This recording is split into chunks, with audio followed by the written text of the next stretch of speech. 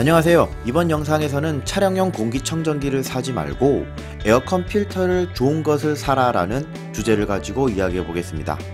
연일 중국발 미세먼지는 지속되고 있지만 정부는 중국에 이렇다 할 압박을 가하지 못하고 있고 국민들에게 미세먼지를 저감하라고 강요하고 있는 형국입니다. 어쨌든 미세먼지는 가까운 시일 내로는 사라지기 어려울 것 같은데요. 그래서 요즘 차량용 공기청정기가 많이 판매되고 있습니다.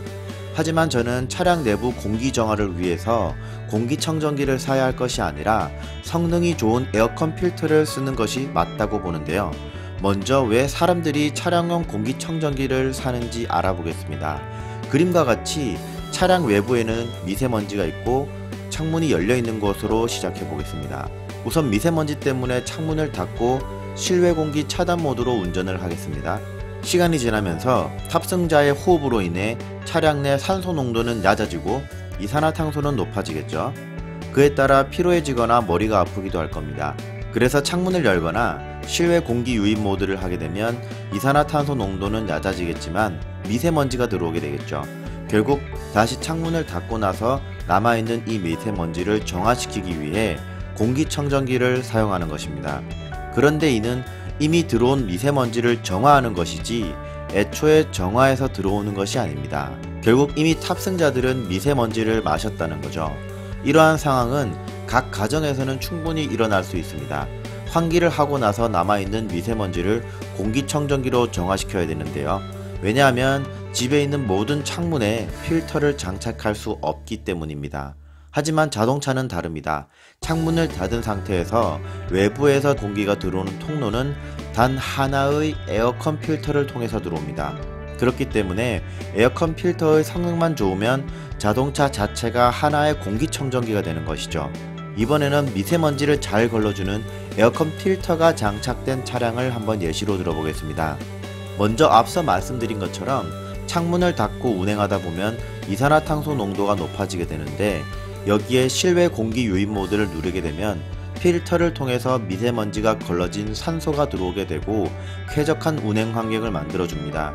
애초에 미세먼지 자체가 차량 내부로 거의 들어오지 못하면서도 깨끗한 공기를 마실 수 있는 거죠. 현재 시중에서 미세먼지를 걸러준다는 에어컨 필터는 제품 설명서에 적힌 수치보다 필터링 효과가 훨씬 낮게 나온다고 합니다. 그래서 저도 이번에 미세먼지 필터 효과가 좋다는 루프트 필터를 사용해봤습니다. 하지만 4만원 내외의 가격은 여전히 부담이 크다고 생각이 되는데요. 물론 제품을 직접 확인해보니 일반적인 단순한 필터보다는 구조적으로 훨씬 비용이 많이 들게 생겼습니다. 하지만 향후에는 지금보다 생산 방식이나 제품 구조 등을 조금 더 개선하고 포장 박스에 들어가는 재료나 구성에서도 원가 절감을 해서 더 많은 사람들이 루프트 필터를 사용했으면 좋겠습니다.